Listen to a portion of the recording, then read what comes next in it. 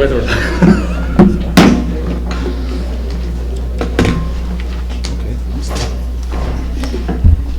Good evening. The board now reconvenes this meeting of the Plano ISD Board of Trustees in open session at 7:12 p.m. on November 15th, 2016 at the Plano ISD Administration Building. I am Missy Bender, President of the Plano ISD Board of Trustees. On the board's behalf, I wish to extend a warm welcome to all who are present and to our web and video viewers. We will conduct our meeting focusing on the district's two major goals: ensure the continued improvement in student learning and ensure the efficient use of resources. Let me begin by introducing my fellow trustees and staff. Seated to my left are Dr. Brian Bengali, the Superintendent of Schools, Nancy Humphrey, the Board Vice President, Trustees Tammy Richards, David Stolley is not here at the moment, Susan Modisette, the Assistant Superintendent for Campus Services, and Dr. Matthew Gutierrez, the Assistant Superintendent for Employee Services, and Dr. Jim Wusso, the Assistant Superintendent for Academic Services. Seated to my right are Trustees Carolyn Mobius, Board Secretary, Trustees Marilyn Hinton and Dr. Yorm Solomon, Dr. Carrie Cooper, who is the Assistant Superintendent for District Services, Steve Fortenberry, our Chief Financial Officer, Dan Armstrong, the Assistant Superintendent for Technology Services, Carla Oliver, the Assistant Superintendent for Government, Community, and Planning Initiatives, and Denise Gillespie, the Executive Assistant to the Superintendent and the Board of Trustees. Joining us this evening have been greeters, and I'd like to thank the members of our Facility Services Department for serving as greeters and for distributing the agendas and comment cards. Please join us in applauding these staff members for their assistance this evening.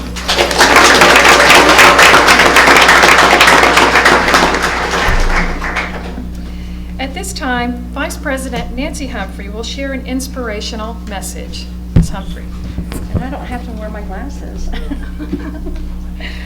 We must embrace our charge to build strong, well-educated children who are good citizens of the world and respect each other as fellow human beings. As trustees, we may find our role in this all-important process and reap the benefits of a strong citizenry. Our decisions today affect their future. However, it is entrusted to them for leadership and creating the world they wish for. May we educate them for this challenge. Thank you, Ms. Humphrey. Will you please stand and join me in the Pledge of Allegiance?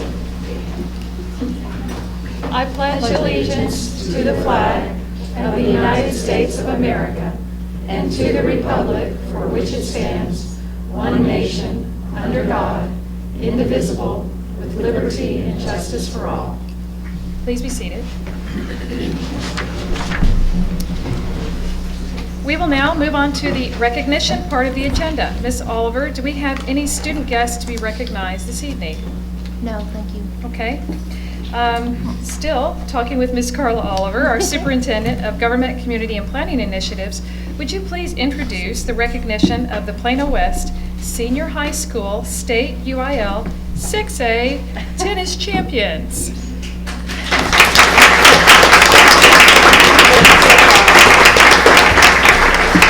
I would be most happy to, but you just about did. So, of course, this outstanding group of young athletes are with us this evening from the Plano West Senior High tennis team. And I would also say the UIL Class 6A state champions. These young men and women won the state championship on November 3rd at Texas A&M University in a tiebreaker that clinched the title. With 5 state tennis championships since Plano West has opened its doors, this year's Plano West Senior High School tennis team is proudly following the tradition of excellence.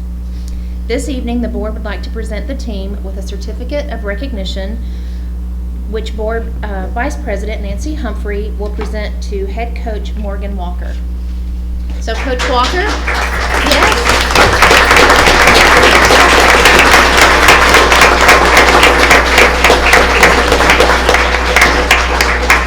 Coach Walker, Nancy Humphrey.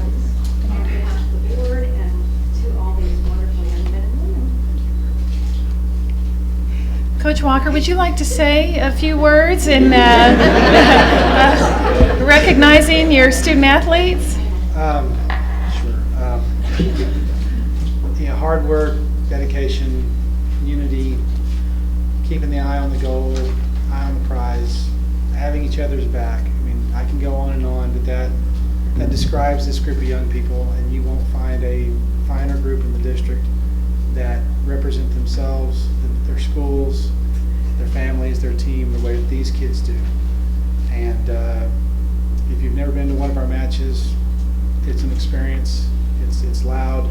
There's Lazarine from Plano can verify that back over there. But it's a lot of fun, and I enjoy doing what I do. That's why I'm still doing it, obviously. But it's been a good ride. It's been a lot of fun here the last 15 years, and moving forward, we expect more of the same. Thank you. Congratulations.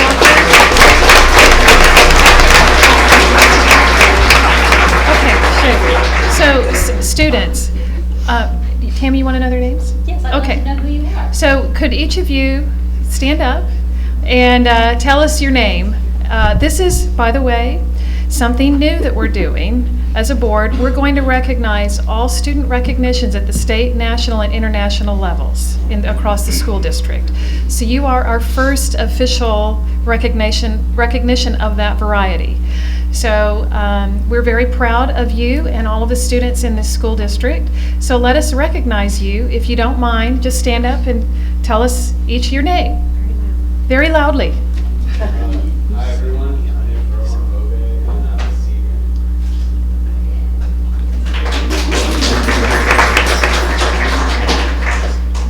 Hi, I'm Caden Morkat and I'm a freshman.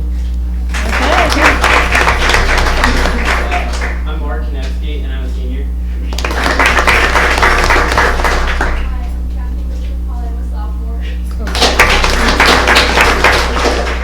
I'm Davis, I'm a junior. Hi, I'm Cynthia Manahart, and I'm a senior. I'm Melissa Grigsby, and I'm a senior. I'm Sophie Warren, and I'm a junior.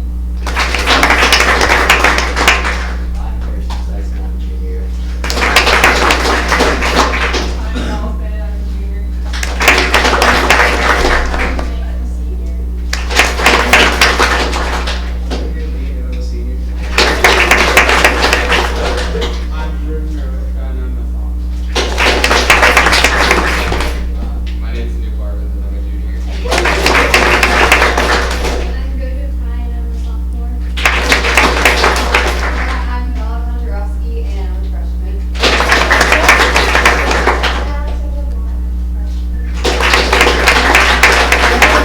Okay. Now, parents, are you family members? Can you recognize yourself? Just stand up and wave and tell us. So, thank you for supporting your student athletes.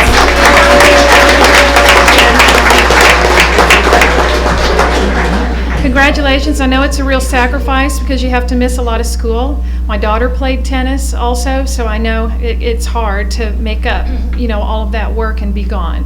So thank you for representing us. And you beat Memorial. That's awesome. From Houston, yeah. So any other comments, board members? President Bender, may Yes. I ask if all of you, as you're leaving, when you choose to leave, would you join Ms. Hayward in the atrium area for a team photo with your coach? Thank We'd like you. to get that. Just congratulations. Yeah. We are Do you want to? immensely proud of you. Okay, Carla, before Debbie takes that picture, could the kids come up here? Can you guys line up here real quick, and we'll take a quick photo up here by the board? And then you can escape. Promise not to get rabbit. Yeah, then you can leave.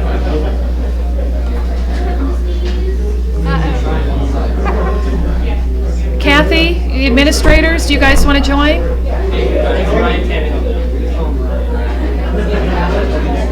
Randy? Yeah, stay here.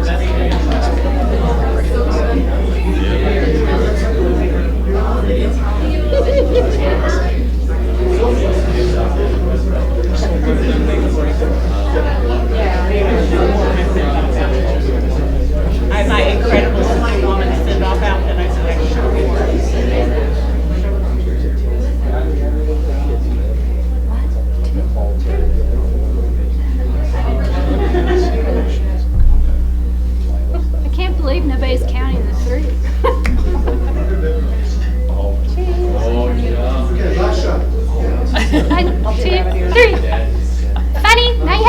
Funny one though.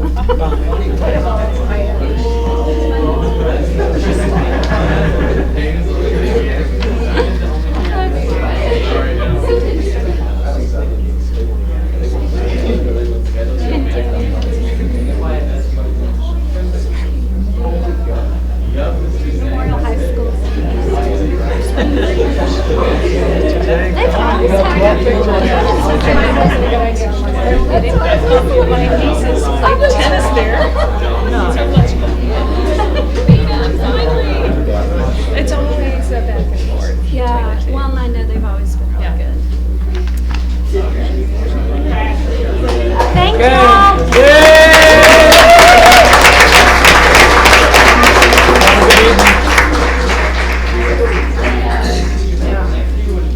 Okay, as the students are leaving the room, we'll now move to the regular public comment portion of our agenda. For the public comment portion, the board has public comment cards that are accepted from 6 to 7 p.m. Cards are not accepted after 7 p.m. and are not transferable to other parties or speakers. All cards will be collected and given to Carla Oliver or a representative of the Communications Department who will present the speakers during this time. Ms. Oliver, do we have any speakers for public comment this evening? We do not. Thank you. So now we will address the consent agenda, which includes personnel recommendations, minutes of previous meetings, bids, purchases, and construction items. Are there any requests to remove an item or items from the consent agenda for further discussion? Yes, I'd like to remove item I from the consent agenda.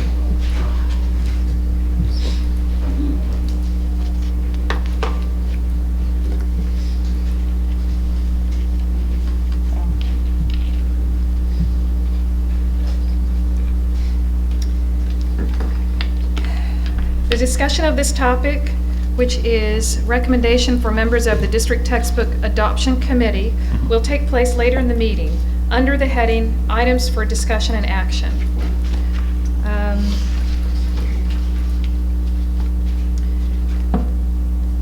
Let me just get that section number so that I can remember to call that up.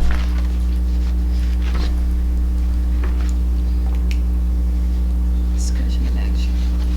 Denise, can you tell me, which section would that be where I need to call it back up?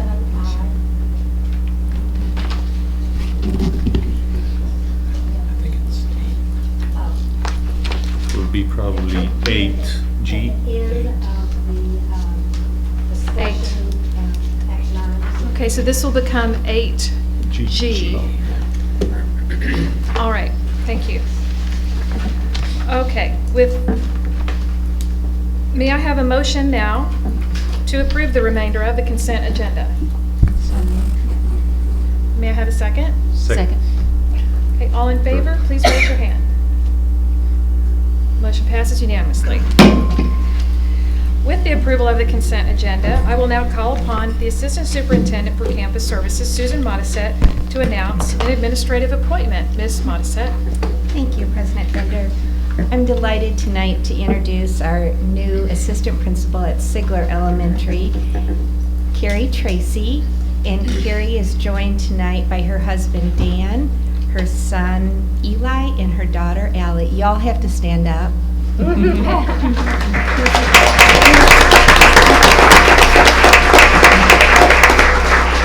are feeling so fortunate.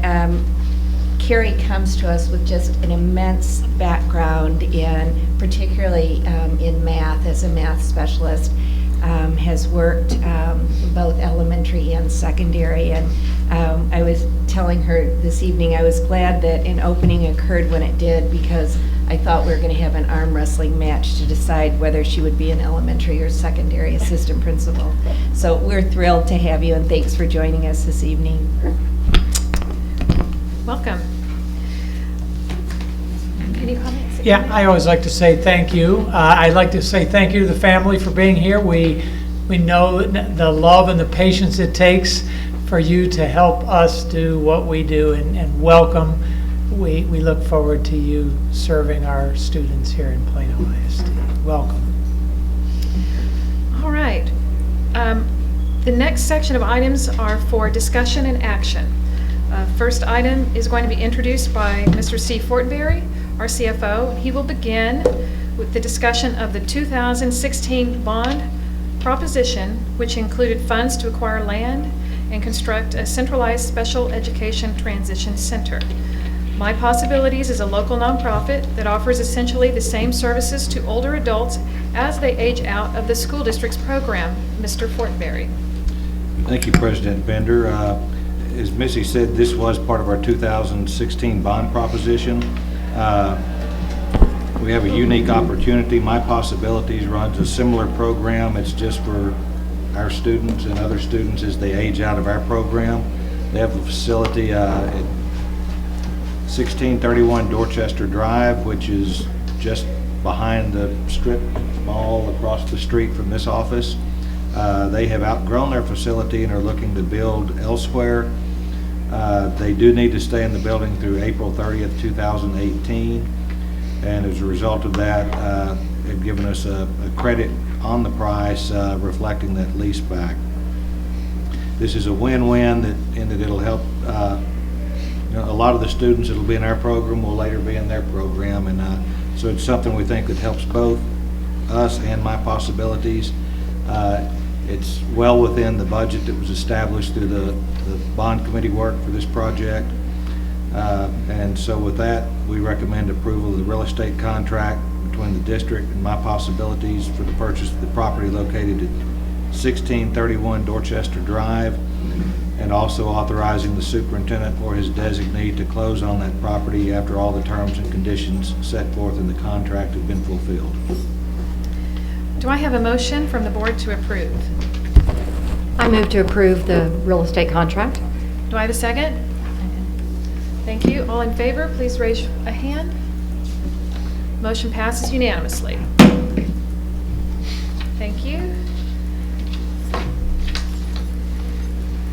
Since he's on a roll, Steve Fortenberry will introduce our next agenda item, which is the approval of a resolution adopting the 2016 property tax roll. Mr. Fortenberry. Thank you. I assume there was no pun intended adopting the tax roll while I'm on a roll. That was very punny. That's good. This is going to be a long Anytime we talk about property taxes here, we have to try to laugh a little bit because of the pain. This is something that you do as just a perfunctory duty to meet the letter of the law. Just a little bit of an overview. The appraisal district, CCAD stands for the Collins Central Appraisal District. They certified our property values on July 20th. They had a net taxable value of about $44.9 billion. There was still a little over $1 billion of property that was that the values had been appealed on. They were still under review. We adopted the tax rate about 6 weeks after that on September the 6th. We adopted the same rate that we had last year, which was $1.17 for maintenance and operations, and 26.9 cents for INS, for a total of $1.439. Following that, the county tax assessor mailed the tax bills out in mid-October. But Section 26.09 of the state property tax code requires each governing body to approve the tax roll. And the tax roll is actually the bills that go out.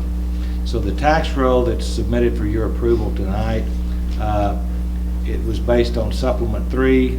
In other words, after that original certification, as more of those value appeals are heard, the appraisal district issues supplemental tax rolls where they're taking into account the values that have been through, the additional values that have been through the appeal process. Based on that Supplement 3, that should say net taxable value instead of non-taxable value is $45.3 billion. There's still about $600 million that was under protest at that point. So the levy, not including the properties under protest, was $631.8 million. And if all of those remaining properties came in at 100%, there'd be about $8.3 million more. The actual amount will end up a little bit less than that. So that's kind of what we're asking you to approve tonight. What I did want to point out was what we continue to talk about as far as a lack of transparency with the process that follows state law. Because what the tax bills show when they go out is that the Plano ISD tax rate's $1.439, which is the same as last year. What I think the tax bills, and I think many of you think the tax bills should show, is that our rate that we get to keep is $1.20.6, which is actually down 8.5 cents from what we got to keep last year.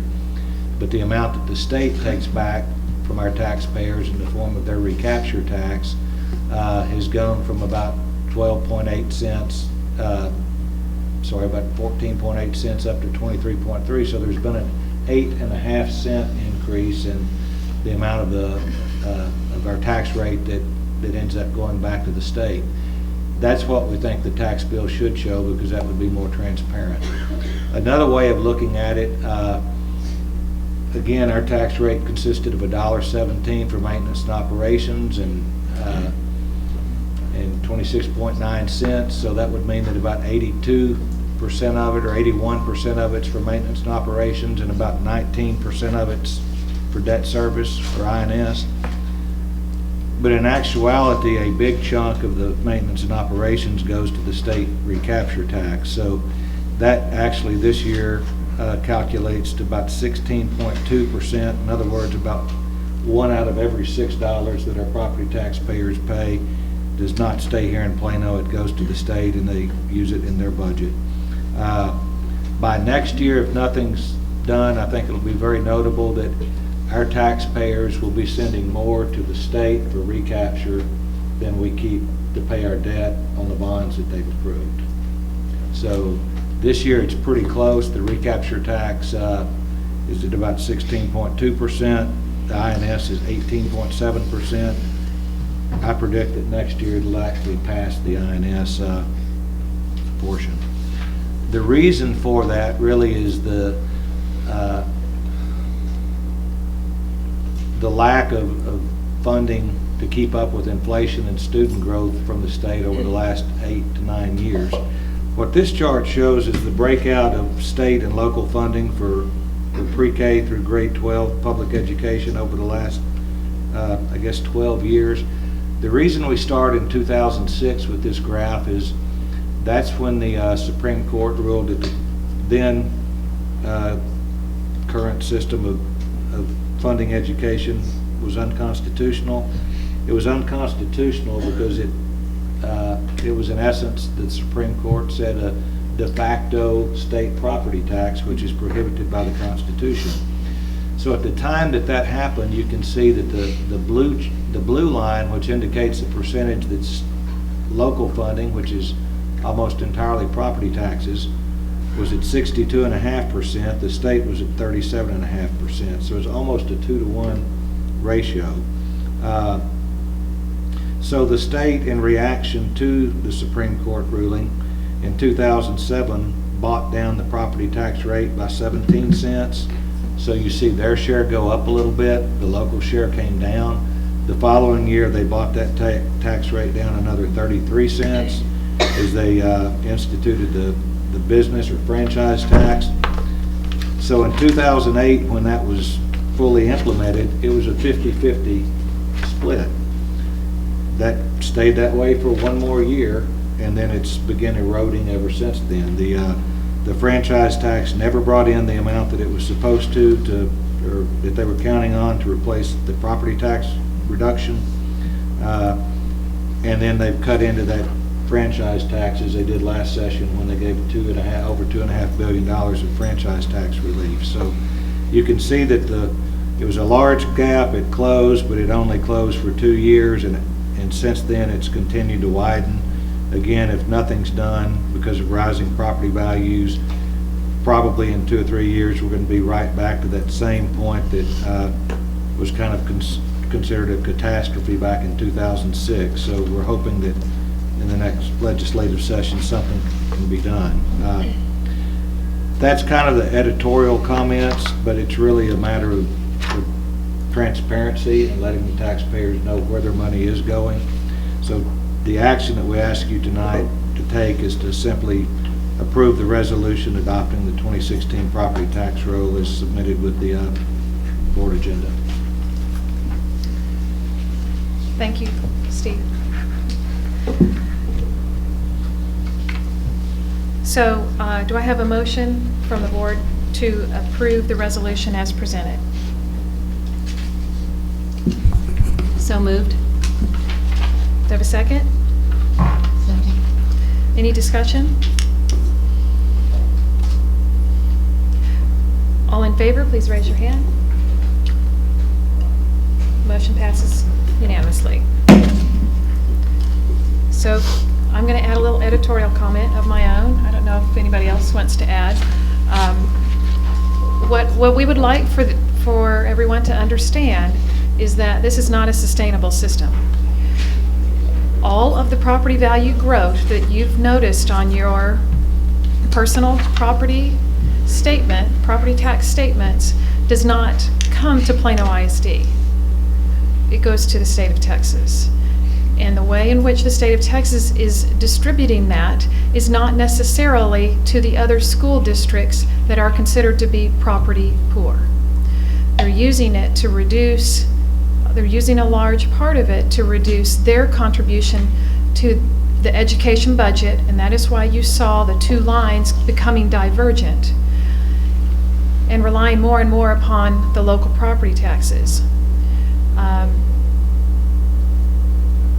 That's called supplanting, and that's called not being transparent.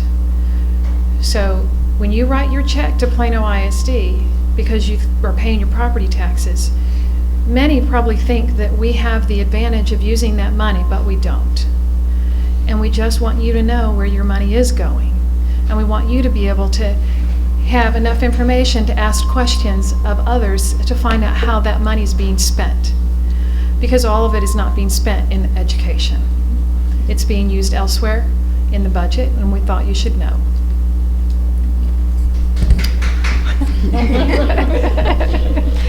So one of the things that we're hoping occurs during this legislative session is that the legislators who love to talk about transparency are really going to step up to the plate and allow the wording on the property tax bills to clearly state how much the school district gets to receive and how much the state keeps.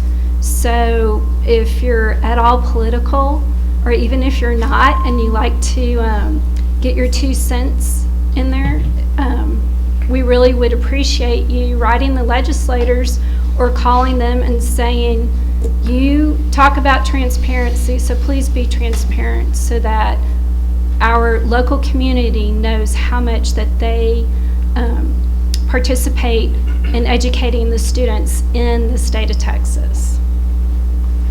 I wanted to add one more thing, and that is, I know that when property values went up, one of the thoughts that we had is, what if we reduce the tax rate so that we collect the same amount of dollars? So instead of collecting $1.17 for $100 of property value, how about if we collect $7.1 instead, so we collect the same amount? Well, the state recapture would still be another $26.3 million. So even if we decided to pull back the rate just so that we collect the same amount of dollars we collected last year, the state would still take $26.3 million more than they did last year. And even though we adopted the same exact tax rate with higher property values, we lose $5 million in funding. There's nothing we can do to remain budget neutral, revenue neutral, nothing. We just thought you should know. Okay, did you have anything else you want to say? David, I think you'd be proud of us. Okay, Linda Madden, our Executive Director for Financial Services, will present to the board the annual financial report required by the state and prepared by the district's Financial Services Department in conjunction with our independent audit firm, Weaver and Tidwell, LLP. Ms. Madden. All right, Ms. President Bender and Dr. Bingley and members of the board, we're pleased tonight to share with you the report of our most recently ended fiscal year from June 30th of this year. We just completed the audit report and finalized it with Weaver. Last week, we met with the Board Audit Committee last Thursday evening.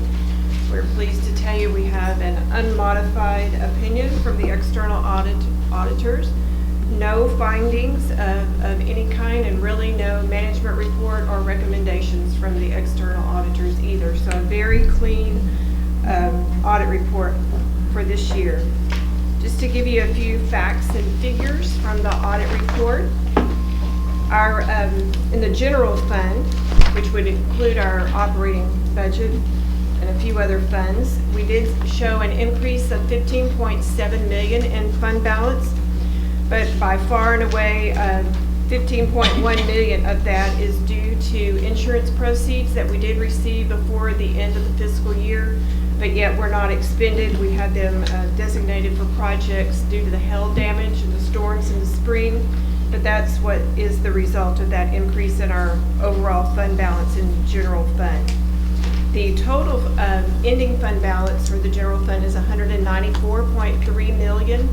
That amount is classified in several different categories. The first one there is the assigned fund balance, where we have to assign funds for encumbrances. Those are for orders that have been placed and are out there and we're committed to, but the funds have not been expended yet. So that is $17.6 million. That is significantly higher than you normally see on our audit report, annual report, but again, that's due to the encumbrances that were there for the repairs to the hailstorm in the amount of $15.8 million.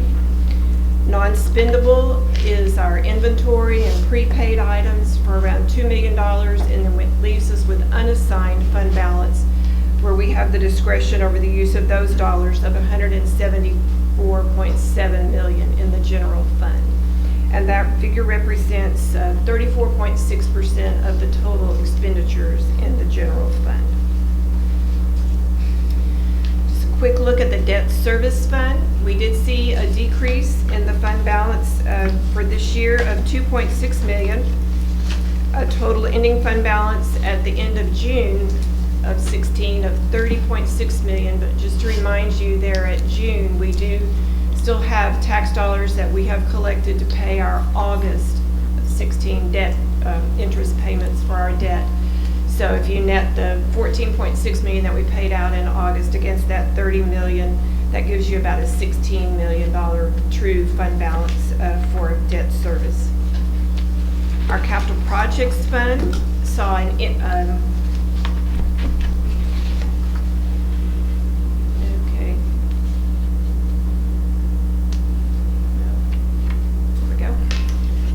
increase in our capital projects fund of $7.7 million, and that increase is totally due to increased funds transferred in from the general fund to help fund various capital projects during our interim period before we had our latest bond election. Our ending fund balance in the capital projects fund was $43.3 million, and certainly this past 15-16 year we did not have funds. Well, we had a little bit, but we did not issue any new construction bonds during that period of time. And the final numbers we want to share with you are in the other funds column. These are primarily various local, federal, state, special revenue funds. That ending fund balance was $18.5 million, and you can see listed there the various grants that was for. The first two there, food service and then a state grant, are restricted for those particular purposes, and then the remainder of those funds are committed for campus activity, some special revenue funds we have for the Academy High School, the Health Science Academy, a teacher endowment fund, and then remaining several other small ones add up to that $2.1 million. So that is our brief overview and look at our comprehensive annual report for 15-16. President Bender, can I make a quick comment? Please. For those of you who were at the board audit committee meeting next week, or last week, I'm sorry, the auditors just, I've never heard such glowing remarks about our finance staff. And it's certainly not me, because they don't know where my office is. They usually say good things, but it was just kind of above and beyond at this last meeting. They talked about how they don't have to explain stuff to us. It's an easy review. Things are always in order, and they made it very clear that that's not the way it is in many districts, so we shouldn't take that for granted. So thanks to Linda. Christy Tate, will you stand so we can embarrass you? Christy's the Director of Accounting, and they do an outstanding job, and the auditors certainly recognized that last week. I'll point out that that was the partner in charge of the audit who made those comments, and like you said, it was glowing reports. Yeah, I just want to say, I was in the meeting as well, and they're all right. I mean, I want to say thank you, because truly everybody knows it isn't always like that, and so what you do for us day in, day out, I just want to say thank you for that. Okay, on that note, do I have a motion to approve as presented? I move to approve the annual financial report for the year ended June 30th, 2016. And do I have a second? Second. All in favor, please raise your hand. Motion passes unanimously. All right. Next, we're going to discuss the approval of the District of Innovation Plan. Dr. Jim Wusso, the Assistant Superintendent of Academic Services, will present on behalf of the Local Innovation Committee. The Local Innovation Plan is developed by the committee. Dr. Wusso, please. Thank you, President Bender. It's my pleasure to bring you tonight the last step in this process to become a District of Innovation. And probably for the benefit of the board and the audience, let me just summarize some key points on a timeline that have led us through the process and the key steps that were required to complete by law. So this process started on May the 3rd through a resolution of support from the board to consider this process. And then from there, the process moved very quickly.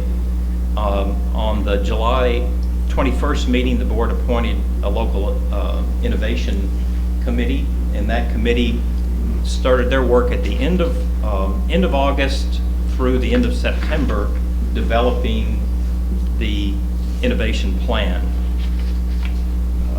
We submitted that draft just for board information at the October 4th meeting. We posted the plan on October the 5th. The plan, by rule, is required to be posted for 30 days on our website. The timeline for that posting expired on November the 3rd. In addition, we were required to hold a public meeting that, once we had the draft through that process, we conducted that public meeting on November the 7th, and we present then to you tonight for your approval the local innovation plan that was submitted unanimously by the Local Innovation Committee. Okay, thank you. So, board members, it is our opportunity tonight to now consider approval of this local innovation plan that will give us flexibilities that are defined in the plan that you've all reviewed. Do I have a motion to approve as presented? So moved. Do I have a second? A second. All in favor, please raise your hand. Discussion? Okay. Do we have discussion? Yes. As it turns out, actually, I'm in favor and I'm supportive of the plan. I'm really excited about the opportunity that we have to have the District of Innovation and everything that it gives us. It gives us an autonomy, and I'm a big believer in autonomy. I just wanted to clarify for everybody's sake, who is getting the autonomy and who are we getting autonomy from? We are getting autonomy from a few regulations and laws that give us the ability to do certain things that we couldn't have otherwise. But who's getting the autonomy is the district. And the district, who is the district? The district is more than what's here in just our schools. It does include our students. It includes our parents, our teachers, our employees are taxpayers, and in general, it is the voters, the people who have the opportunity to decide how the district should be run. And as a result, our role as a board in providing governance and oversight becomes even more important and even more critical in making sure that we as a district are getting this autonomy and we're using it appropriately in the way we should. So those were my notes, and as I said, I'm very supportive of that. I'm very excited. Okay, so we will now vote. All in favor, please raise your hand. Motion passes unanimously. Yeah, please. I just really wanted to make a quick comment and commend the work of the board, Dr. Russo, the committee. I mean, I've listened to superintendents who are, and I'm sure some of you have listened to other board members who are wrestling with what to do about this particular question, and I just want to commend everybody. We got down to work. We understood things that would add value for our particular circumstances, for our schools and for our teachers and for our students, and got it done in a way that makes a lot of sense. And I just would say a commendation to everybody up here for moving that as it has, because it's just not happening that strategically everywhere. So thank you for that work. We look, yes. Do you know how many school districts have turned in innovation plans? I don't have an update. It's like 485 or something. It's really picking right. up. Yeah, if you go, I might be a bit Actually, I over, checked but- that on the web, on the ones that have gone through and their plan has been formally approved or registered, so to speak, is 39 right now. There's many, as you mentioned, there's many in the works, but Okay, and 39 so of those. what I saw must Yeah. have been in the works, because I know it wasn't 31. So those have adopted a resolution. Perhaps they're in the process of what we fast-tracked here. And when we started this, maybe there were 2 that had been approved. Yeah. So sent in May. So now we'll be, what, number 4? Yeah, and also let me point out, some are approving, they don't know really what to approve. They say, let us just approve something that says we might exempt ourselves from anything, and that's what they've said. And that, A, doesn't bring the focus that you brought to this, but it also can breed some concerns out there that people are uncertain as to what that would mean. And again, you've not done that. You've done this in a way that's focused and strategic. And Jim, just for clarification, the plan is for how many years and how often does it get revised? The maximum period and that's what we applied for, is 5 years. And if you look at the detail on ours, the start date for ours is January 1st, 2017. So this January. The other guidance, though, that we learned, I guess I was the only one there, CRS in Houston, is they said you don't have to wait for 5 years to renew. You can, if something else comes up, like in 2 years or whatever, you can go ahead and renew again. So, my thing is that this offers local control for school districts, so I am a bit puzzled why a school district would have a problem with having more control, but who knows? Well, I think you're right, and it is local control, and I'll just clarify the wording.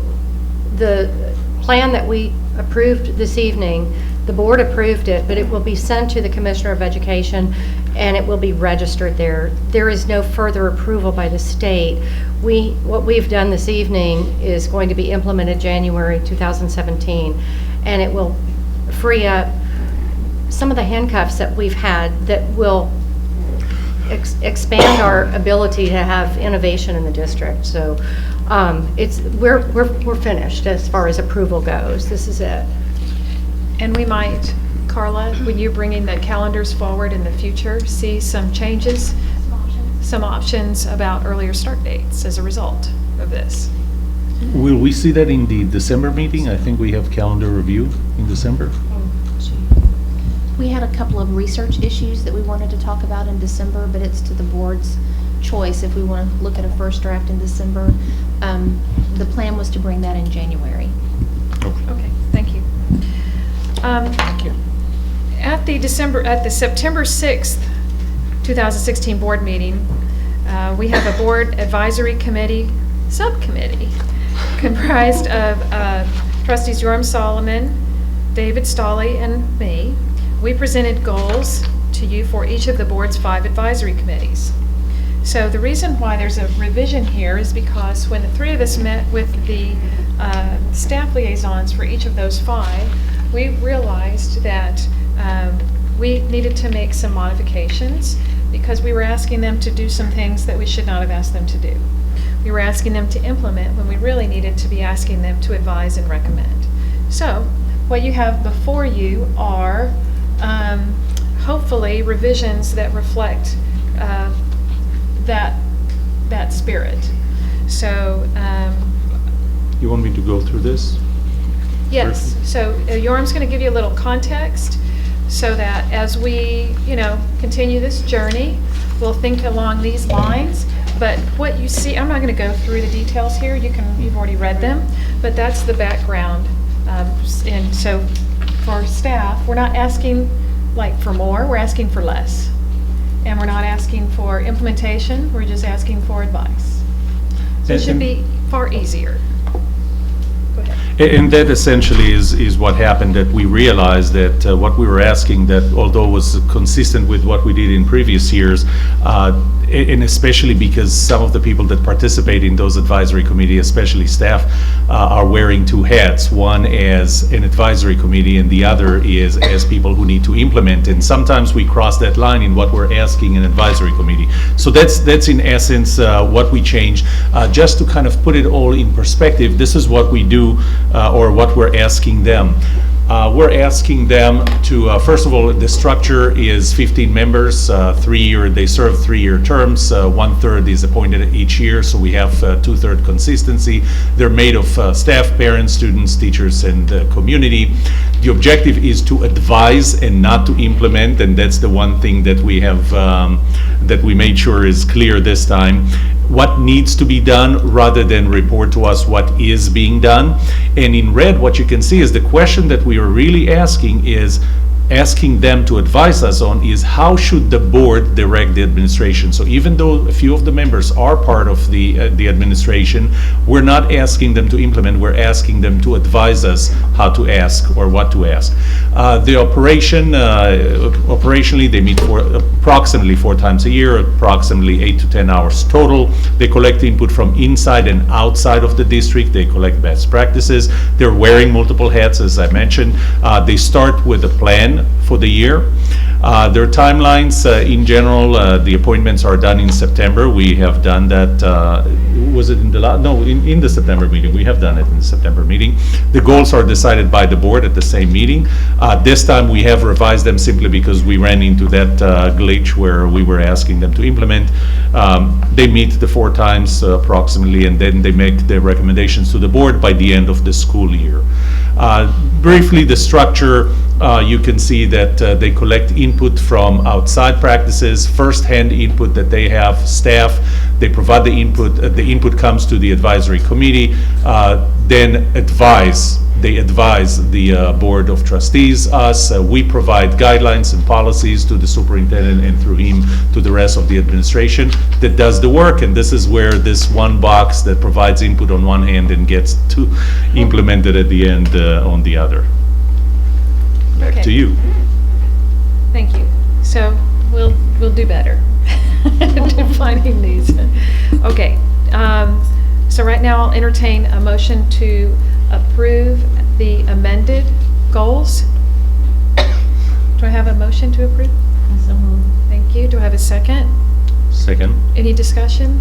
I'd actually just like to thank the subcommittee for the sort of re-inclusion of the concussion study to give it equal balance. As I've learned today, you can even get a concussion in fine arts, and so making sure that all of our children are protected is important. So thank you. Other discussion? I wanted to add one comment, and actually I'd like to take the credit for it myself, but it was Missy's idea. The diversity committee that we have might be able to help in the holiday issue that we brought up in the previous meeting if they conduct the outreach, because that essentially falls within their scope. So you can defer to them and ask them to advise. Okay, so we have a motion and a second. All in favor, please raise your hand. Motion passes unanimously. Okay. All right, at every board meeting and work session, the Board Operating Procedures Board Subcommittee seeks discussion with the board regarding any proposed changes to Board Operating Protocol. That's like how we work together on the board. An anticipated meeting date for items that the board has directed for research will also be set. So we have just a few of these, and again, we're working our way through these processes of how we can streamline making these protocol changes operate. So the first item is exactly this: the process for how we will review and our own procedures and policies. So you have before you a chart, another picture. So I love pictures. would you like to, this is based upon our discussion from the last meeting. So do you want to give an overview? Exactly. So in the work session, we had two options. We went through the two options and we made the corrections to them. This is what came out of it. So essentially, we have input from, if it's external to the district, TASB and laws, it goes directly to staff and cabinet for implementation, bringing to the board. Carla, just like you do, Ms. Oliver, just like you do every time for first or second reading if needed.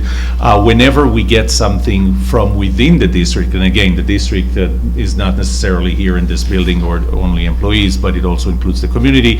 If it's community, it would go to staff or cabinet or through a board member, but the method that we agreed on in the last work session to put this into consideration is as an agenda item. So it doesn't have to go through a subcommittee.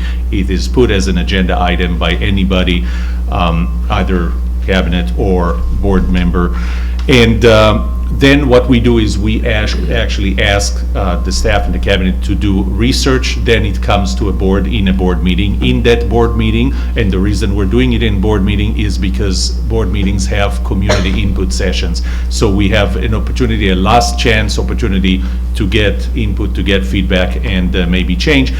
You can see that I added this orange arrow because the decision might be not to change policy, but actually just to do a non-policy solution, such as maybe a guideline or something. We leave it at the administration level. If we decide that a policy change is required, then it goes back to staff and cabinet, and Ms. Oliver, you will bring it back to us for first and or second reading. The text that's included there represents, should be representing very accurately what's in this chart. Okay, thank you. Do I have a motion to approve this procedure as presented? So moved. Do I have a second? Second. Any discussion? All in favor, please raise your hand. Motion passes unanimously. Okay, another protocol topic. This relates to how do we handle if we've posted an agenda and administration wants to pull an item after posting, how do we handle that? So that's this particular item. It's presented, you've been had a chance to review it. Do I have a motion to approve as presented?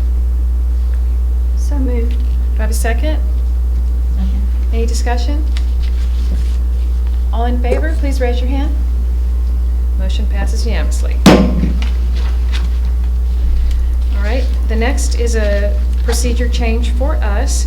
It's simply reflective of the policy change that we made earlier, which has to do with the election, the board reorganization following an election, and how long the sitting officers hold their position. So this is just reflective of that policy.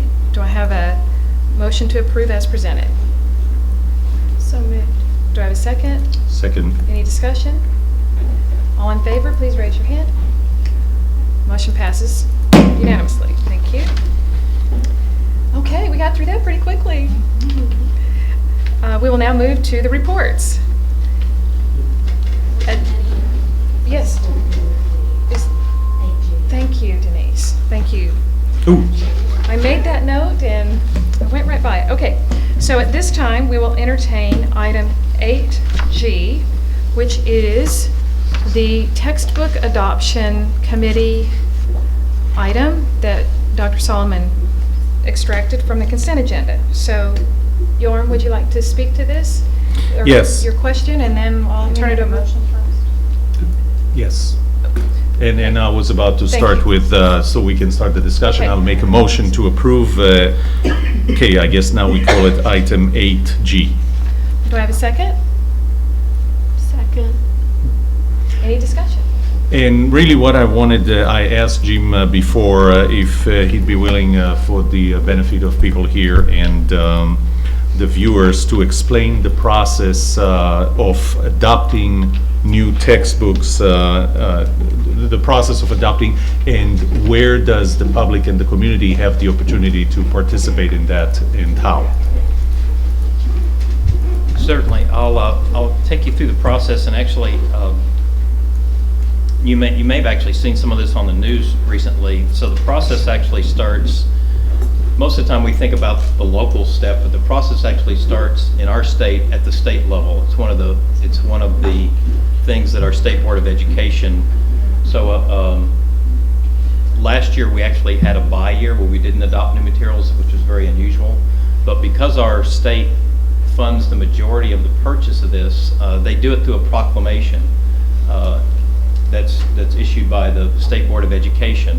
So when you talk about opportunities for public input, there's an opportunity first at that proclamation level, at the state process. So they determine, largely based on a kind of a calendar they put together and the goal is to adopt new resources. When we say textbooks, we use the textbooks in quotes now because a lot of these are electronic resources, but they try to be on about a 7 or 8 year cycle where we get new resources for courses and grade levels about every 7 or 8 years. So after that, and through that state process, there are state committees that are formed that review, and then the state creates a list of approved materials. So that's really the first big step in the process. Then our process locally starts really in November typically, when and the first official act is to approve the district textbook committee. That's the official committee that makes a recommendation to the board. Then in terms of the public input, I'd say we post this information on our district website. That's one place that we connect people to the process, both our internal staff as well as community members. And then as well as PTA. So we connect through the PTA council and try to get representatives from campus level to give input. I'd say the big piece, and I'm going to look at the exact dates here. So this year in the process, we actually have a link, because many of these things, even if we're getting paper copies of things in addition to the electronic portion, there's an electronic portion. There's a link, and so the period that those are able to be viewed by the public is December 1st through January 31st. And there's actually a link on our district webpage that gives you that form if parents want to have input about elements of those resources. They actually complete that form, and then that information goes to the subcommittees that, and I apologize, maybe I didn't talk about this part. So after we form the district committees, the real work of this, the detailed review, is done by teacher leaders, and so this is a very representative process. So we have subject coordinators, grade level coordinators, and lead teachers that we identify put together a subcommittee. They spend months reviewing those materials. They take the input from the public. They go through a review matrix that they do based on the standards and all the objectives they have for those want those resources to perform. Then those subcommittees present those recommendations to the district textbook committee. Then in turn, that district textbook committee brings that recommendation to you as a board. This year that would happen in at the April 4th meeting is what we're scheduled to do. So as a member of the public, around the December 1st timeframe, there is going to be a form. I can go there, fill the form. I will have about 2 months to submit comments, and then they will be reviewed by the subcommittee. Yeah, a form as well as access to the materials themselves. Right. Yes. Thank you. Okay. Any others? All right, we have a motion and a second. We've had discussion. All in favor, please raise your hand. Motion passes unanimously. Thank you. All right, now we have two reports that are coming up. First is the public hearing on Schools First. At this time, Linda Madden, the Executive Director for Financial Services, will present information regarding the public hearing on Schools First, and that means the Financial Integrity Rating System of Texas rating. Ms. Madden. That's exactly right. President Bender, Dr. Bingley, and members of the board, this is our public hearing for information from our 2014-15 year. School First came to be back in 1999 as a result of Senate Bill 875 from that legislative year. And its goal has been all along the way just to provide some uniform indicators to measure districts and their financial management practices, and just to help improve the management of school district resources. Those indicators and goals and just purpose have not really changed through the years. The report tonight is based on 2014-15. You can see that our staff and student and budget data is all submitted as part of the fall PEAMS submission each year. So that information was submitted to TEA in the fall of 2014, and then our actual financial data on this report is from the year ended 6/30/15, so the 14-15 year. Last year, or really in I think August of 15, there were some significant changes made to the commissioner's rules around the first report. And so last year, if you remember, we had just a very simple pass-fail first rating. So that was the first year of this 3-year implementation process of these new rules. And really the main change there was that some financial solvency indicators were added to and became a part of the first report. Previously, those had been a separate submission to TEA, and now they've come in and they're a part of the first report. So this year is our second year of this 3rd-year implementation, and so for this year, we have now gone to this 4-tier rating system that you can see is an A, B, C, and F rating. You can see that A is superior, F is substandard, and the various points that you can earn there to achieve those ratings. So we still have several indicators that are called critical indicators, and that if you say you don't meet any of these, if you have to answer no to any of these now, I believe 6 questions, then you automatically fail the first report. So we are fortunate to be able to answer yes to all of the questions, and just to state what they are quickly here is that we file our annual financial report on time. We have an unmodified opinion, as we already talked about earlier tonight. Our external auditors find no material weaknesses. We are in compliance with all of our debt agreements. This critical question here is new for this year, is that we have made timely payments to the Texas Teacher Retirement System, the Texas Workforce Commission, the IRS, all of our various governmental payments that we make, and then our unrestricted net assets on our statement of net assets is greater than 0. So we have yes indicated on all of those. The summary and the score for our district this year, you can see that we have the 5 critical indicators, all yes. Now we have 7 financial solvency indicators, each worth 10 points apiece. You can see that we achieved 64 out of the 70 points assigned available there. And the financial competency, 3 questions there also for 10 points each for a total of 30 points, and we achieved all 30 points there. So we had a possible 100 and we achieved a score of 94. There are a couple of indicators that we would like to talk to you a little bit further about tonight as to the reason why we have a score of 64 on that financial solvency part rather than 70. And I think Mr. Fortenberry would like to lead the discussion on these 2 points. Thank you, Linda. The competitor in me always wants to score 100, but not so much that we would make a bad decision just to do so. So I want to spend just a few minutes explaining why we didn't get a perfect score, but why I think that's a good thing. And by the way, when they came up with these new measures a year and a half ago, we saw some of these coming, and actually during the open comment session did, you would call it filing a complaint. We filed some comments that told them why we thought these were wrong, but nevertheless they went forward with them anyway.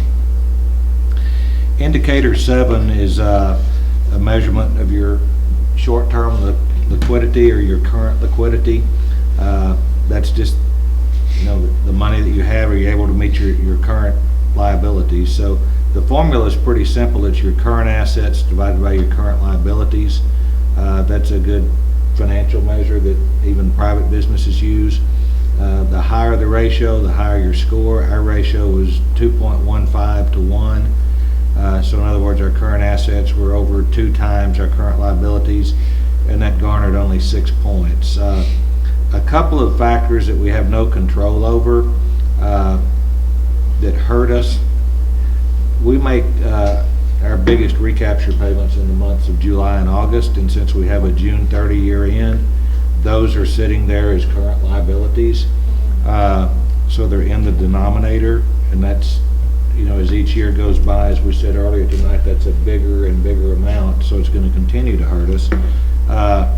That's not a problem for a non-Chapter 41 district, and it's not a problem for a district that's chosen to have an August 31st year end, because those get cleared out by then. So we have no control over that other than the extreme pain, I guess, if we wanted to change our fiscal year back to August 31st, which you don't want to do that just so you meet, you get a couple more points on this.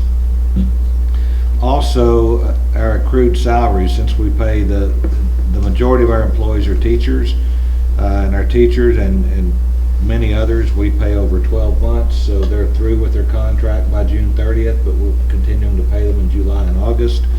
So that accrued salary sits in the denominator. Again, if you had an August 31st year end, those are paid out, and so your denominator is smaller. There is one controllable factor that hurts us, and Yorm, I think you will like this. The debt payments for the next 12 months are sitting there in the denominator, and so the more accelerated your debt payment schedule is, like Plano's, it hurts you because you have more money that's again in that denominator. But again, I think that's a good thing, and I would much rather us do what we're doing than garner those 4 extra points on this indicator. It hurts the report. It doesn't hurt our financials. That's right. I would rather have a AAA rating than score 100 on this.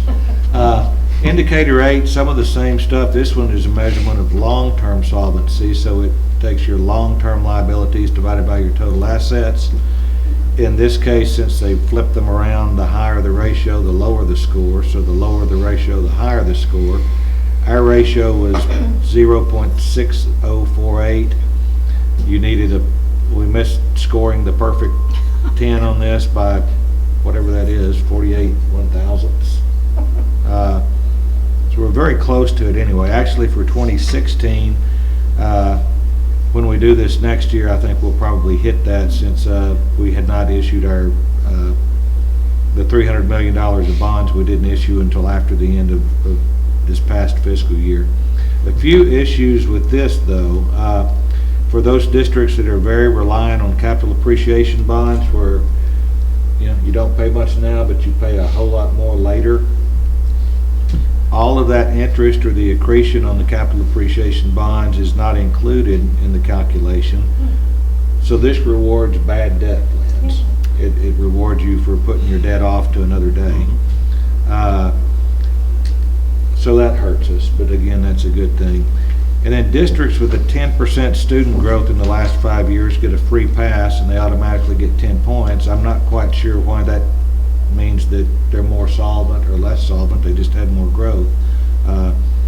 The rationale behind that was they've had to issue debt if they've had lots of student growth, so they're going to give them a pass on this one. But just a case in point, one district that we're aware of, nowhere around here, but it's about 2/3 our size. It had over $1 billion in debt. We had 15% less, even though we're a third bigger. Their total payments for their debt over the life of the debt would be $3.3 billion. That's over 3 times what our payments are. Their payments extend out to 2050. We get all of our debt paid off in 2038. 40% of their debt isn't even due until after 2036. That's 20 years out. By that time, we've paid off 98.3% of our debt. Their debt to assessed value ratio is 6.8%. Ours at that time was a little under 2.6%. But because they had 12.5% growth, they get a 10 and we get an 8. So which district would you really rather be?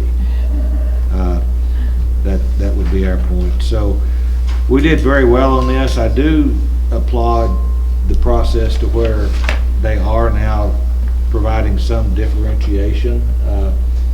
In the past, the vast majority of districts scored 100, and now they've provided some differentiation. I do think there's some flaws in it, and we'll certainly continue to do what's best for the taxpayers rather than just focusing on what we get on this one particular process. So with that, Ms. Bender, I think we're through with the presentation and you're ready to open it up for the public hearing. All right, thank you, Mr. Fortenberry and Ms. Madden. At this time, I will open the public hearing about the district's Schools First rating. I welcome any audience members to speak at this time. If you choose to speak, please do so at the front, center podium in this room. The meeting is now open for public hearing. Don't all stand up at once. Since no one is obviously wishing to speak, I will now close the public hearing.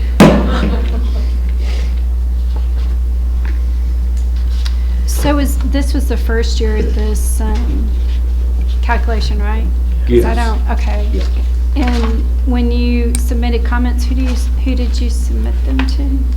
Out of curiosity. Technically, I guess they went to the Commissioner of Education at the time. They actually were probably read by the former Deputy Commissioner of Finance, Lisa Dawn Fisher, and Okay. the group that she was So working with. they're the ones who, the commissioner's the one that comes up with the. Yes, the legislature.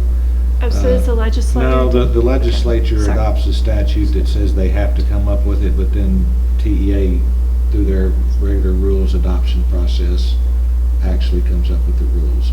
Okay. Okay, so we will now move forward to the next agenda item, which is concerning a class rank task force progress report. It is for information only, and Susan Modisette, the Assistant Superintendent for Campus Services, and Dr. Lisa Thibodeau, the Executive Director for Secondary Academic Services, will provide an update to the board on the progress of the task force that is studying Plano ISD class ranking system and possible changes. Mrs. Modisette, please. Thank you, President Bender. Dr. Thibodeau and I have co-chaired this, and so we'll jointly share progress with you.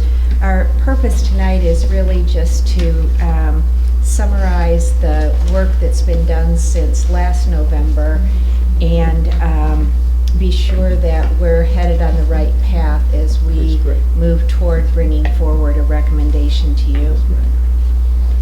So our charge in this committee was to look at our current class ranking process and determine whether it benefits or harms students in course selection and in the admissions process for college. Through that, we also wanted to surface what pros and cons were related to the class rank system, and then bring forward some possible alternatives to what our existing system is.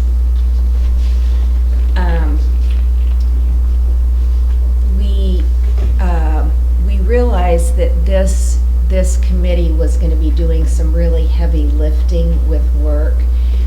So we have a fairly large committee composed of, excuse me, principals and counselors from high school and senior high, and principals from all 3 secondary levels, excuse me, as well as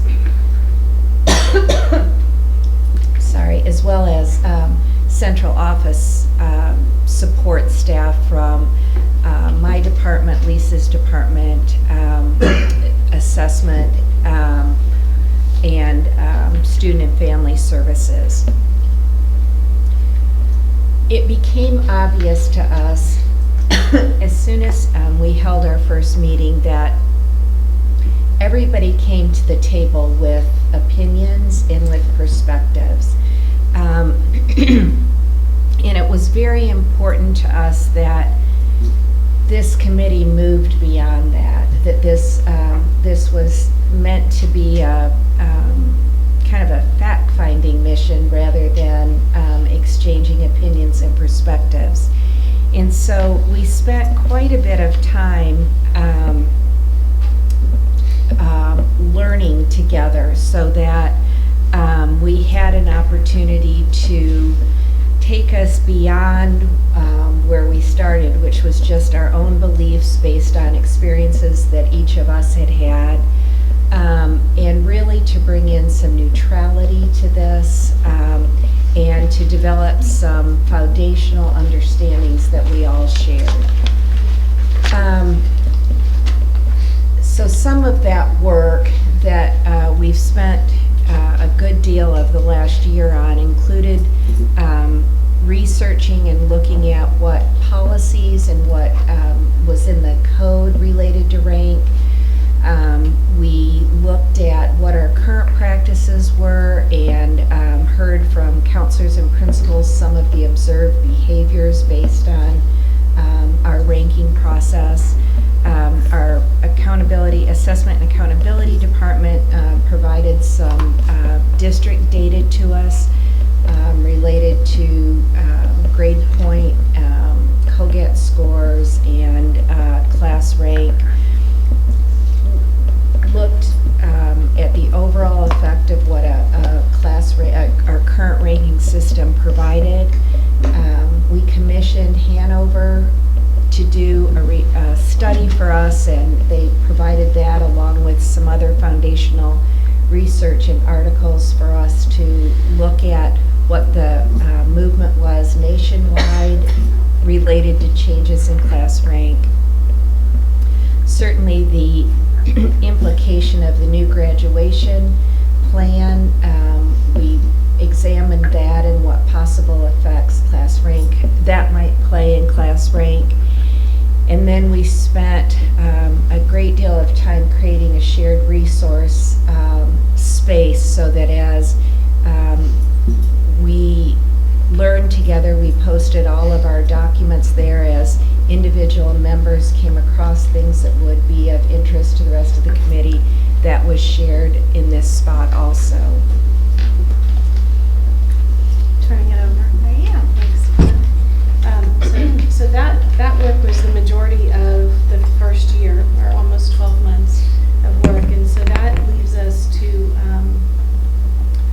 the summer, the end of last summer, where the next step was really to decide if these are all of our current understandings, then what's the task? So let's develop the task of this task force group and see how we're going to move forward. So we just used all of everything that we learned and everything we felt like these agreements we had, and developed a comprehensive list of every topic and related related question to class rank, so that we felt like then we have every possible idea out on the table, every question out there, and then we started grouping those, which in hindsight sounds like maybe that was an easy task to group 23 people's ideas and topics into meaningful tasks, but it wasn't, so that was a fun part of the process. So where we are now is we've landed on 6 subcommittees and tasks, 5 of which are pretty robust. So I'll just talk through them quickly for you here so you know where we're going. So, and I should say we've numbered these by groups just for identification. They're just kind of the way in which they were surfaced, so there's no priority listing.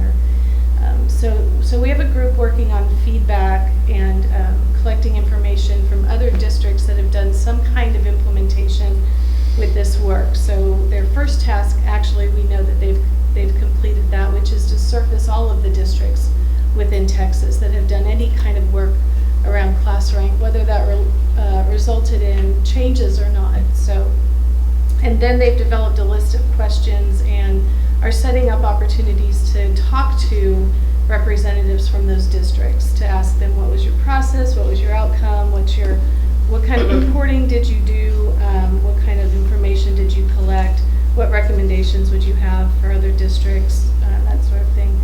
Then we have another group that, we actually have 2 groups doing perspective gathering. This group is doing perspective gathering within our own community. So teachers, students, administrators, parents, non-parent community members. And they're actually charged first with reporting back to us in December on a methodology for collecting this information, because we think that that's going to be an important part of the step. So this group involves folks from our assessment department and folks from campus services and some principals. And so they're going to report their methodology back to us in December, and then we'll get out there and start collecting a whole lot of information and ideas from people and what they're thinking about the questions that were gathered. Then our third group is also perspective gathering, and they're going to work specifically with universities. So this group is made up of mostly our counselors and folks that work in our student services department. Also, Kristen Anderson is on this group because her work with AVID is really tied to lots of scholarships and financial aid. So they're taking on the task of deciding what are the right questions to ask the universities, what are the processes that universities are using with districts that rank and districts that don't rank, students that come with rank information, students that don't. What are the effects and really what are the changes? Because that's what we're getting a lot of information back already, is that there's changes in the way that universities are behaving because there's changes in the ways that districts are behaving around this topic. So what does that look like? Group 4 is that's our think tank group. So,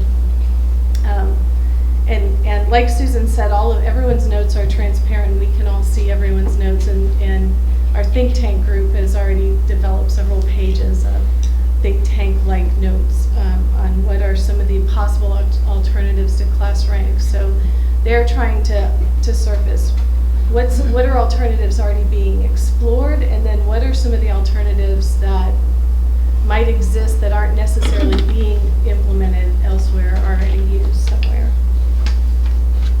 Then our last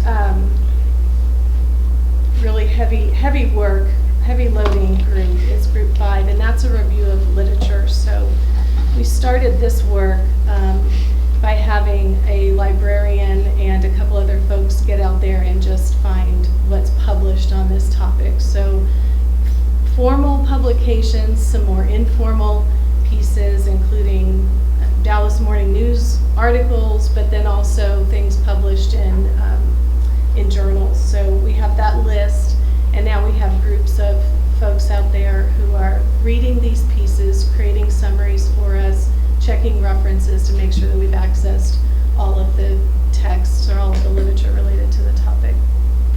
And then the 6th group that I didn't put on here, I don't know why we didn't, it's really Susan and Lisa are the sixth group, and that's just that we're making sure that we're keeping track of any policies, guidelines, practices within the district related to this, so that we can share that back with the group, so that as we encounter some of these discussions, we can be sure we're cross-referencing the discussions with our current practices and policies. So, and then I'll share with you our timeline, which has been rather fluid around this. So some of the subcommittee work is coming back in December. The subcommittees are continued to work in November. They're going to work in December. We'll get together and we'll get some early reports on their progress in December and see where we are. Then in January will be really where we're expecting to hear some meatier reports on the work that these task groups are doing and kind of where they are. Then January and February we'll employ that methodology that's been brought forward by the group that's collecting perspectives, and we think that that's going to take a couple of months of time. We think by March or April we should be able to bring back a lot of that information, study those findings, look at the options, read all of the information that's been presented, develop some sort of report, just really a comprehensive, almost narrative of the work that's taken place over the time. And then May, I think we're scheduled to report some final recommendations. Do we have any questions from the board? First of all, I wanted to say this is very methodical. This is, somebody better earn a PhD for this at the end. I have one quick question. In group 3, I assume that there's also the methodology of how to choose the sample of universities from which you are collecting input? Yeah, so we don't know, since we haven't seen the methodology from group 2, we don't know in what way that would influence the work of group 3. So group 3 has started with all state universities, and they're using a comprehensive list of the schools that our students are typically attending. Mm-hmm. So we'll attack at the state level first, and then look nationally at the schools that our students attend. And Thank then you. we'll see if that methodology from group 2 would have some influence on. Thank you. I'm pleased to see the inclusion of the community, because I think parents can have some wildly divergent views on this. There are parents I've talked to whose children are in the top third who work very hard to be there and don't wish to be lumped in with folks who maybe haven't worked as hard. So I'm glad you're bringing in the community. Also, I'm glad to see that students will be involved, but I'm kind of I'm curious who y'all are thinking about in regard to the student population and addressing. Have y'all, because one of the groups I would highly recommend is the AMSTUD. Is that what they're? American Studies. Yeah. We'll do a cross-section. We really need to hear from all students. So we'll again be methodical to be sure that we have a wide sampling and a deep enough sampling that we feel it's representative of the student population.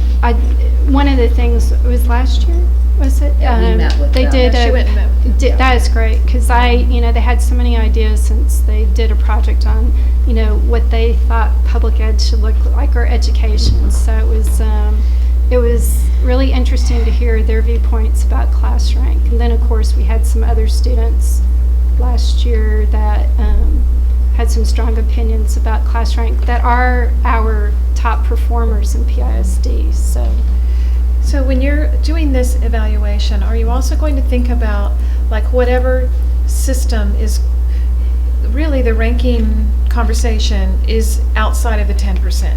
Yes. Okay. Yeah, But I meant to make that just a reminder that the top 10 there's nothing we can do about that, so it will be beyond that. so is it in your scope to also look at the way in which the top 10 is revealed? And the timing, the frequency, the method, because all of those decisions play into a lot of the behaviors that are demonstrated at the campus that aren't always favorable. Certainly some of that is. I mean, we even talked early on in our group about whether made sense for us to continue giving 10th graders, 9th and 10th graders rank, because really that is not their graduating class. You know, their graduating class isn't until they get to the senior high and it's combined. So we certainly do have some flexibility with that, and those are some of the things that we'll be looking at as well. I really hope that you can come up with some recommendations around the timing and those factors, because, you know, 9th and 10th grade is really not, and this is just my personal bias, it's not, I don't think students are mature enough to deal with that at that time. I know why they want to know it, but there are some unintended consequences that are not positive that come from that. So if you would just envelop that too, I'd be grateful. And are you also looking to see which courses are even included in rank? Because I know in some school districts that, as they would say, maybe the non-academic ones are not. So is that part of the assessment? That's part of what the group is, that the group that's looking at alternatives, that will be included in that as well. And just one last thing for me maybe, being that I'm the only one that has a child at the Plano Academy High School, I still have concerns. I mean, she's graduating, but I still have concerns about to me it seems kind of arbitrary how the valedictorian and the salutatorian are going to be picked. I mean, I really, really have a problem with it. Because it is a total mystery. I don't know how my child ranks there. I know she's in the top 10%, but which is, you know, it's only 95 kids or whatever in her grade, or 105. But I don't think it should be such a mystery. You know, I still don't know how in the world are they going to come up with one valedictorian. I know what I've read in policy, but I just don't. I think it's too arbitrary. You know, if you have if a parent has a negative relationship with the principal, but the student has a good one, or the learner, is that going to come into, you know, the effect? Because I'm assuming the principal's the one that gets to pick who's the valedictorian, salutatorian. I mean, it's a mystery for me. It's based on, there's no subjectivity with it. It's the same as at the senior highs. It'll be there. Well, I don't see how you're going to have one. I don't see how that's possible. I know how, in one more year, I don't see how that's possible. Actually, a parent shared with me that since the courses taken in 8th grade, for example, language and algebra, count toward high school graduation, that those courses, if taken as honors, actually factor into this. So an organization, a school that doesn't have honors in AP, that actually may be the determining factor. For sure. So I think that should warrant some study as we learn more. Right. Okay, thank you. And thank you to all the committee members that have been working on this. I think this plays into, you know, some of the values that we've talked about as it relates to contributing to positive mental health of our students. I think this is a step in that direction. I'm assuming that your recommendations are going to be a step in that direction. Okay. Last topic is policies. At most of our regular meetings, we have policies on the agenda for the board's consideration. These policies have undergone prior review by the district's attorney and by each board member. I invite Carla Oliver to introduce these policies. Ms. Oliver. Thank you, President Bender. FMH local student activities in regard to commencement. This policy is presented under second reading, so you've seen this before. Do I have a motion to adopt item A on second reading? So moved. Do I have a second? Any discussion? All in favor, please raise your hand. Motion passes unanimously. Item B is an exhibit. Yes, exhibits and regulations, as you know, do not require the board adoption, but are submitted for legal and board review. So for tonight's exhibits, there are two. They'll be presented for you to acknowledge your review under second reading. The first one being CQ Exhibit D, Technology Resources. So this is item B. Do I have a motion to review item B on second reading? So moved. Do I have a second? Second. All in favor, please raise your hand. Motion passes unanimously. Item C. FL Exhibit D in regard to student records. Do I have a motion to review item C on second reading? So moved. Do I So have a seconded. Second.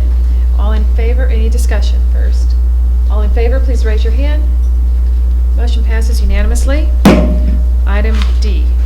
EIF Regulation Academic Achievement. This is in regard to graduation. This regulation is presented for review under first reading and will be presented under a second reading at a subsequent meeting. Do I have a motion to review item D on first reading? So moved. Do I have a second? Second. All in favor, please raise your hand. Motion passes unanimously. Carolyn, this was yours. I know. Okay. All right, that concludes all of our policies. I now convene the 15-minute public comment section on non-agenda topics. Each speaker has up to 3 minutes. Ms. Oliver, do we have any comment cards for non-agenda items? Thank you for asking. We do not. Okay. With no further business, this meeting of the Board of Trustees is adjourned. Not even mine.